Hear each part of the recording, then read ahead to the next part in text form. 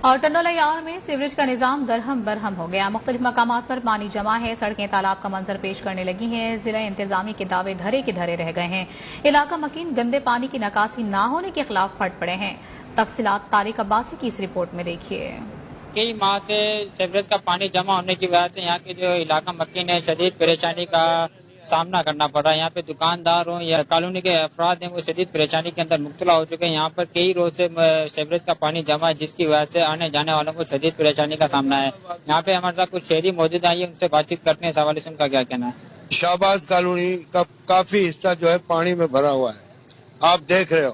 اور علاقے میں دکھاتا ہوں تمام گلیوں میں گندا پانی بھرا ہوا ہے, لیکن بلدیہ کو پتہ ہی نہیں ہے, آتے ہی نہیں ہے کبھی دیکھنے کے لیے کہ کیا ہو رہا ہے. پورا نظام بلدیہ کا خراب ہوا پڑا ہے, پورا نظام. یہاں پر نہ کوئی بھنگی آتا ہے نہ کوئی پانی کا سسٹم ہے. یہ نالی جو نالے بنے ہیں نصب روڈ پہ, یہ پانی جو ہے سارا ادھر واپسی آ رہا ہے.